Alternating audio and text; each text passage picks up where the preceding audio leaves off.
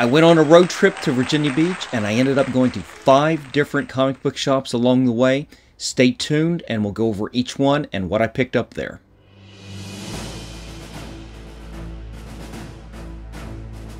Welcome back, comic book fans. This is Rusty again with Collector Auctions, and today we're going to be going over the 5 different comic book shops that I visited on a recent trip to Virginia Beach. Now, each one of them had a very different vibe. They had different things, and my experiences were pretty different in a few of these.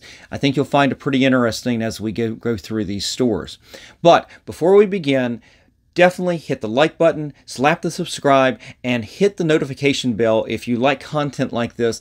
I put out new shows and fresh content every Monday and Friday at 10 a.m. Hope you will join me each week. Now, the other thing is, make sure that you check out my Instagram page, where I end up selling a lot of the books that I'm getting these days back from CGC. Some of them are for the PC, some of them are for resale. But I'm always interested in listening to people's offers. If you're interested in any books you ever see in these videos, just reach out to me via collectorauctions@yahoo.com or on my Instagram page, where you can DM me. So that's it. Let's get into the books. All right, so the first shop that we ended up stopping at was Gateway Comics and Toys down in Fredericksburg, Virginia. It was on a Sunday afternoon as we're driving down, and I knew that I couldn't go to the shops in Virginia Beach because we wouldn't get down there in time. But I knew that we'd get to Fredericksburg no problem, so we ended up stopping there. And I will tell you what, guys, I wish I had filmed in there because this store was huge. It had so many toys. They had a ton of comics too, but they had so many toys. I couldn't stop. I felt like I was 10 years old again. I mean, when I found old retro G.I. Joes, the big ones, not the real American Hero, but the old ones, the Army figures and the action figures, the adventure figures from the late 60s, early 70s, and then the replicas that they made many years later. Just to start, I couldn't believe it. I couldn't believe all the great toys. I could have stayed in there all day. Now, unfortunately, or fortunately, we're on a trip. We're getting ready to go. We're heading to Virginia Beach. We're going to have a fun time, but I don't want to go down there too late. So I did a quick review of the store. I ran around and I took a look at as many toys as I could. But what was I really there for? And that was comic books. And they did have a lot of bins for comic books.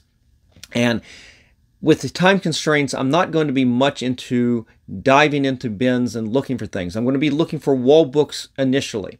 So that's what I did. I went and found the wall books, and they did have a lot up, especially around their new comics of the week. And it was mostly modern variants, ratios that I really wasn't that interested in. But at the front of the store, behind the counter, they had racks up there with just the tip-top books that I want, the old Bronze Age, Silver Age, Golden Age type books. And they did have some bins up there at the front that you could go through, but they were mostly variants.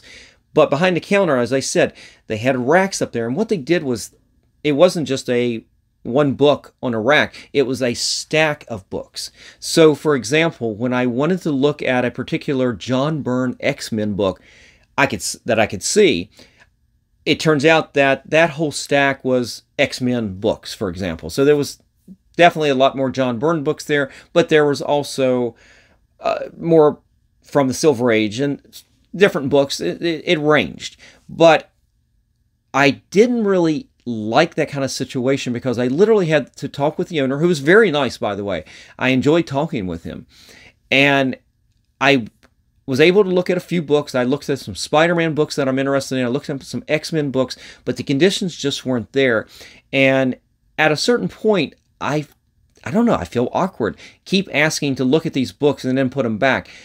It would have been nice to be able to see them up on the wall, not stacked so you could see them, and then ask for a particular book. You didn't have to ask for everything, but in this case, I didn't even know what I was going to be able to ask for. It's like, can you give me that stack of books to look for?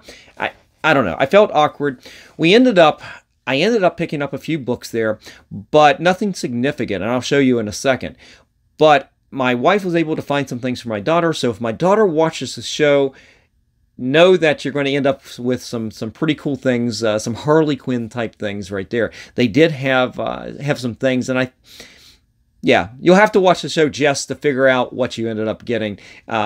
Your mom asked you. I know she sent you photos to see if you wanted them or not. So anyway, if you see the show, reach out, Jess, let me know. But let me show you what I picked up. It wasn't a lot. Now, like I said, I spent more on my daughter than I did on myself. But I did pick up some new books, and I always kind of feel obligated when I go into a shop like that to at least pick up something. It doesn't have to be a lot. I think it's courtesy. You support small business. But when I wasn't finding the older back issues really that I was looking for, and I'm looking for John Byrne X-Men, I'm looking for Kraven's Last Hunt for projects, and then I will look at some bigger books if I see them, but I didn't really see them without having to go through those stacks. But I ended up picking up a few books from the new comics bin. Bin wall, I guess. This is Darkwing Duck. It just came out. This is the Trish Foistner cover. Of course, she's the artist from Stray Dogs. And if I had really thought things out, I would have gone ahead and picked this up because I really like Trish. She's from the Baltimore area here. And she just recently, just a couple days ago, a week ago, had a signing at Third Eye Comics, my comic shop, my LCS, on Saturday morning, where she was signing copies of anything, I'm sure, but definitely copies of this book. As I said, it just came out. So I picked that up more for the PC, and eventually, if I see her again, I'll bring that to have her sign.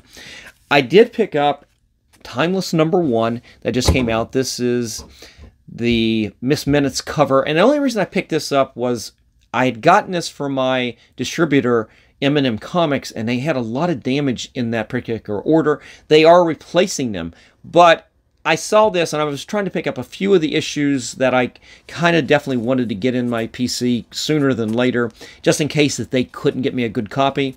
So I went ahead and picked up a copy of that. It was a courtesy purchase.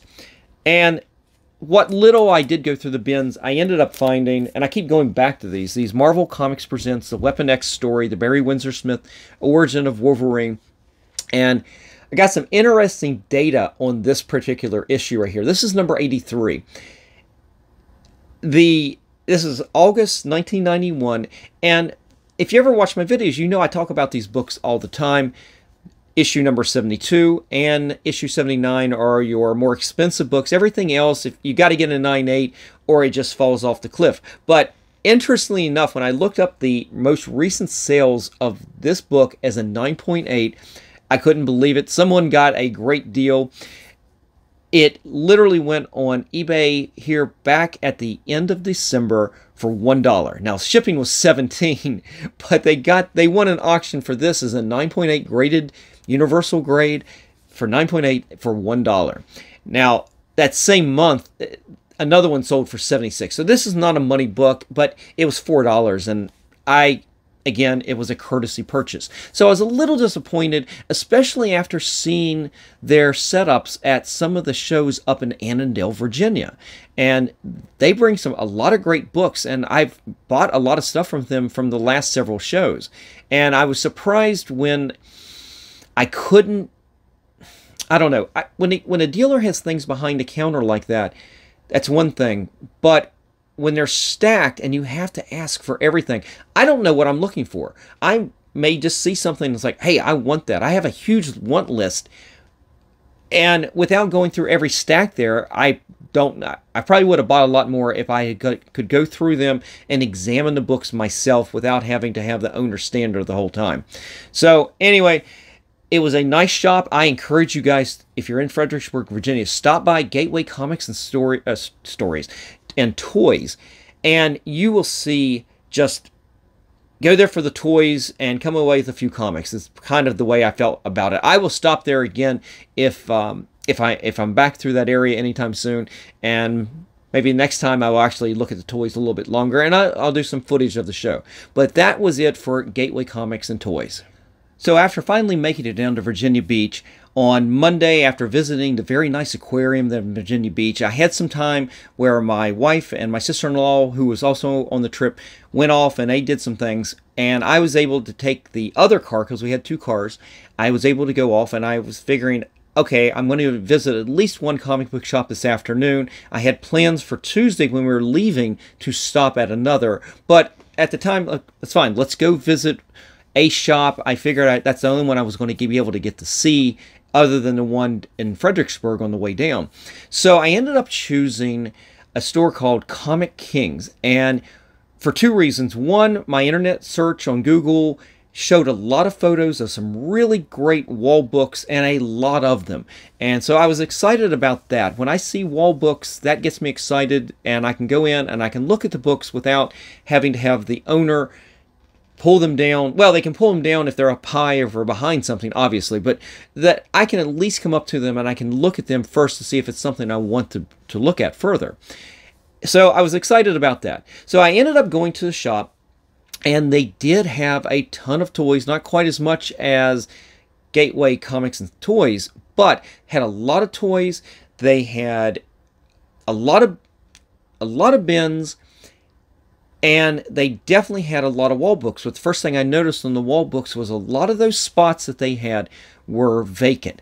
And the shop employee, I think he was an employee, I don't know if he was an owner or not, but he told me, and it was a very nice greeting. I come in, he talks to me, just like Gateway did. I come in, they greet you, anything we can help you with, things like that. They're very helpful at the beginning. They leave you alone until you need something. But at Comic Kings, I was the only one in there for a little bit, and we were talking back and forth, and I told him I did the show, and I actually did a little footage there, but I'm not going to show it today, mostly because it's going to make the video much longer when I want to do a spotlight on every one of these shops. So I ended up going through the shop, filming, but I took a look at everything, and I took a look at the wall books, and there was a handful that I wanted to look at. And in the end, I ended up looking at some really nice books that had a lot of potential, especially at the price points that they had, and I had to have him come over and take them down. And I looked at books like Solar, the Man of the Atom, I think that's what it is, from Valiant, issue number 10, the all-black cover issue. And that's a book that's a $1,000 book if you can get a 9.8 on it. So for a $30 or $45 purchase, that would have been really good. But I had to take a look at the book and pull it out, and both had two copies, and both of them had a lot of color rub on those issues. It was disappointing. And I know I looked at a couple more, and each one of them had these ticks that I just don't like. I don't want to deal with it. I don't want to deal a lot of times in books where I'm looking at 9.8 grades, possibly 9.6s, and I don't want to take those risks putting money into books and then have them grade out lower than I really want. So I just, honestly, a lot of times I'll just put them back and I won't consider them. But again, it got down to the point where great shop, very friendly, and I went to purchase a couple things, and I ended up pulling this off the wall. It was one of the new books, and it's another. I picked up another Darkwing Duck #1 while I was there, and this one was just, it was a $10 purchase, but I bought it because it was a homage to Batman issue number, which one was it? Which one was it? 406 or 405? I think it's 405. So, you know, the Frank Miller, Dave Mazzarelli Batman Year One. And I bought that because it's the Virgin cover, and I thought this was kind of neat. I just bought this for the PC more than anything. It's nothing to spec on or anything. But it was, again, a kind of a courtesy purchase. And that was the only comic I ended up getting. But I did buy a nice print, because this right here, let's see if I can get it in there without the light shining. It's just a print, black and white print, but it is a print of the original artwork from Avengers number 77 by John Buscema and Tom Palmer. And I bought this because if you watch any videos of mine and all, you know that this right here, this team, Buscema Palmer, is my favorite art team in comics, and these are my favorite comics, the ones they did with the Avengers. And it's a shame Tom Palmer has passed. John Buscema has passed away many years ago at this point, early 90s, I think. But the only one left really is Roy Thomas, who I believe wrote these stories. So it's something I may save for one day, but I just like the print. It's something for wall art. It was a $5 purchase. You can see I didn't spend a lot at Comic Kings, but if I make it back down to Virginia Beach, I will give them a shot again, because this shop was recommended by the store owner at Gateway. We talked, and I said, "Where were you?" He asked, "Where are you going on vacation?" And I said, we're going down to Virginia Beach. And he says, oh, you got to stop by Comic Kings. It's a great shop. And no doubt that they are a great shop. It's just at that time, it looked like their inventory was a little depleted. So a little disappointed on that. But it's definitely a shop I'll go back to when I get back in the area again, hopefully soon. After I ended up leaving Comic Kings, I realized I had a lot of time left before I had to meet my wife and sister-in-law for dinner. So I did a quick Google search on which shops were the closest, and I ended up picking one, and we're going to go over that shop last. So stay tuned for the end of the videos to see that shop. But I'm going to go over the shops that we visited the day we left as we headed back from Virginia Beach back to Maryland. The first one, and actually, it was going to be the only one, was Atomic Comics Emporium. Now, this is in Hampton, Virginia. And I had, back last August, visited their sister store, Atomic Comics Emporium number 2. And that one's up in Newport News. It's closer to Williamsburg, where we were at the time.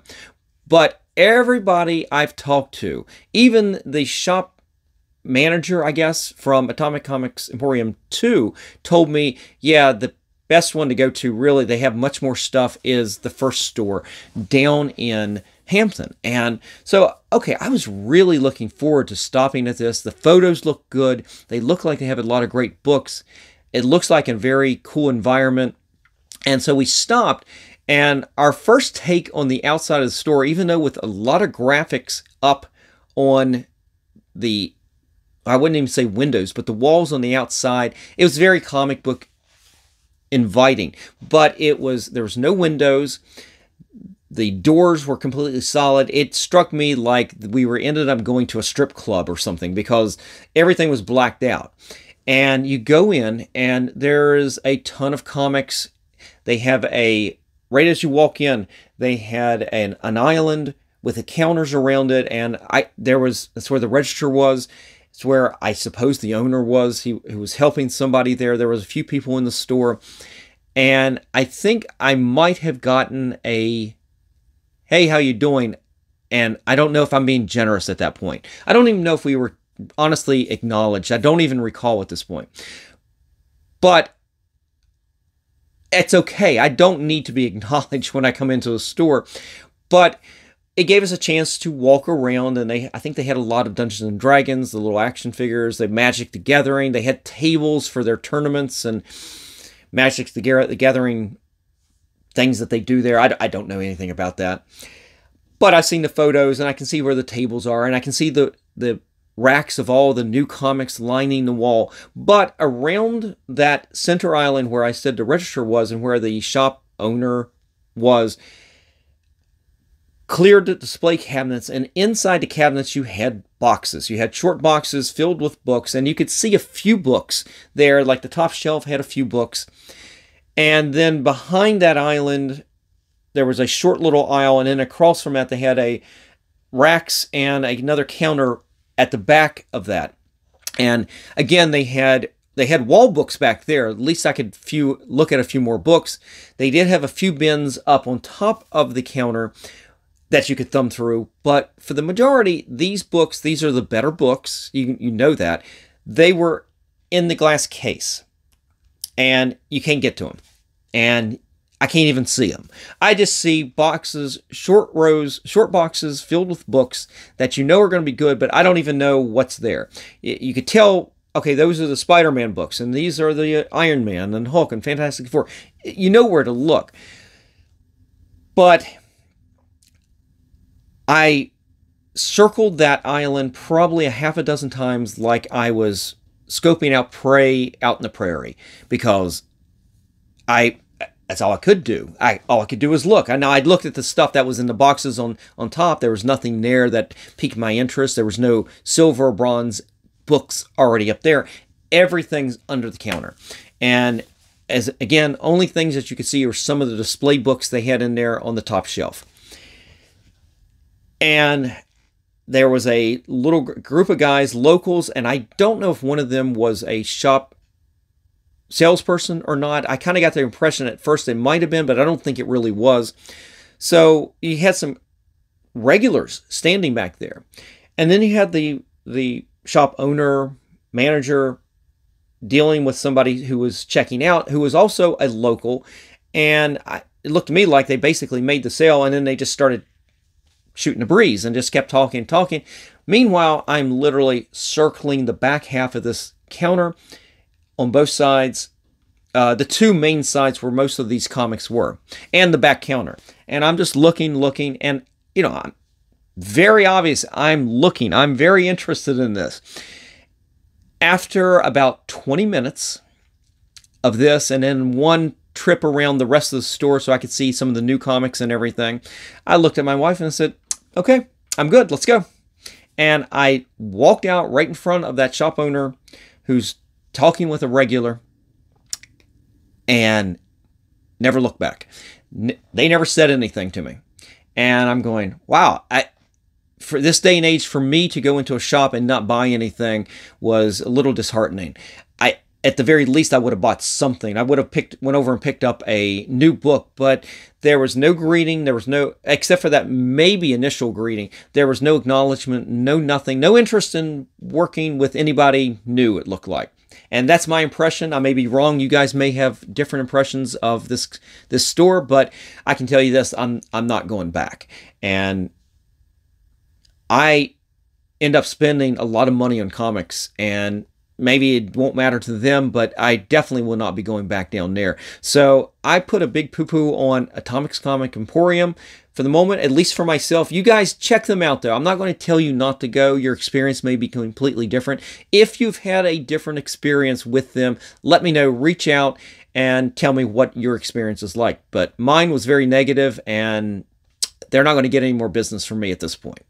So when we left Atomic Comics Emporium 1, I was a little disheartened, and I said, we've got some time, and I asked my wife, I said, hey, do you mind if we stop at the other store, Atomic Comics Emporium number 2, the one I talked about earlier, the one that we had visited back in August of last year, and I had found a lot of really good books. And so we ended up stopping back by there, and same shop, I don't know if he's an owner or just a manager, but same kid who was running it before was here as well, and I will tell you, he will talk your ear off, but what a nice greeting when you come in. I come in, hey, how you doing, and everything like that. Let me know if you know anything I can help you with. Everything you expect. And he could see I was looking at the wall books behind their counter, and they have a great section of wall books, but it's hard to see from out of the counter. But he's just like the last time. He said, hey, come on back. You can come back and take a look. So I got to go up to their wall behind the counter, and I could pull off the books and take a look at them. And time at this point was a little short in getting back because you have to go through that DC traffic going home. We knew we were going to hit rush hour. So I didn't want to spend a lot of time there, but they have a lot of comic books in racks that they're common books, but they don't put bags and boards in them, which I don't really like. I knew I'd already been through that before, so I didn't go through those. But they do also, besides those wall books, they do have some boxes with some higher grade key type books. And I knew where to look. I didn't have to search the store. I knew exactly where to look. So after I looked at the wall books, and I found a few that I really wanted, but the conditions just weren't there, I went over to the bins, and I was able to find a couple things without really just buying stuff just for the sake of buying, really. Books that I like. And so I ended up picking a couple books there. And this one, the second one I've picked up in the last month, it is Superman Adventures number 5, the first appearance of Livewire. And this is a book right here that commands about a $200 price tag on a 9.8. One just went a couple weeks ago here in January on eBay. So just like before, it's a second book I've picked up. The other one I made a little bit of a mistake on. There was a tick that I didn't find. This one looks a lot cleaner, and I paid a little bit less for it on this one. But I think we'll be real good on this. You got to get a 9.8 on this. Anything 9.6, you're going to end up under that $100 threshold, around that $80 to $88 range. So I'm real happy about picking up a little bit better copy than the first one I picked up on this.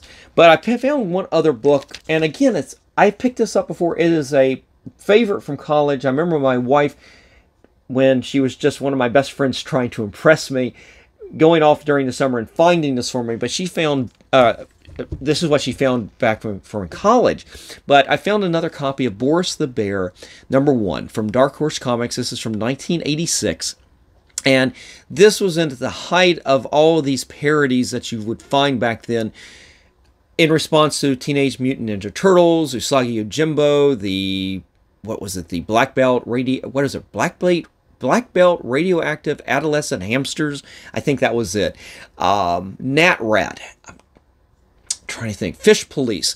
All of these type of books that were coming out in the mid-'80s. And this was a response to that, as you can tell from the subtitle here. And of course, you've got this homage to Electra Assassin #1 from Bill Sienkiewicz as well. He didn't do this, but it's the homage. So I ended up finding these two books there, and it was a quick stop. I went through everything. There was nothing else that really jumped out. When I say jumped out, there's things that I will always keep my eye out on. But I've got so many books in the shop right now to be cleaned and pressed. I don't need to just keep adding books in death. And I found these two. I was happy with it, and the guy there was really great. And I encourage you guys, when you're in the Newport News area, Williamsburg area, stop by Atomic Comics Emporium #2. You won't be disappointed. It was a nice shop, and it's a warm greeting. They got a lot of books, and if you're into gaming and things like that too, the amount of stuff that they have there is enormous. So I encourage you guys to stop by there, unlike their main store. So there it is. I hope I didn't poo-poo on them too much, but just the way I feel about it. As today's episode is going long, I'm going to say my review of the 5th shop from Monday. I hope you enjoyed my review of the first 4 shops. My experience varied at each one of these, and I will definitely be going back to at least 3 of these 4. Now, if you've ever visited any of these shops, let me know by leaving a comment in the comments section. And I hope you join me Monday as I wrap up the last of these reviews. I've got some bangers that I can't wait to show off. I think you'll really enjoy this episode on Monday. And that's it, guys. That's it for today. Thank you for watching. And remember, every comic has a story.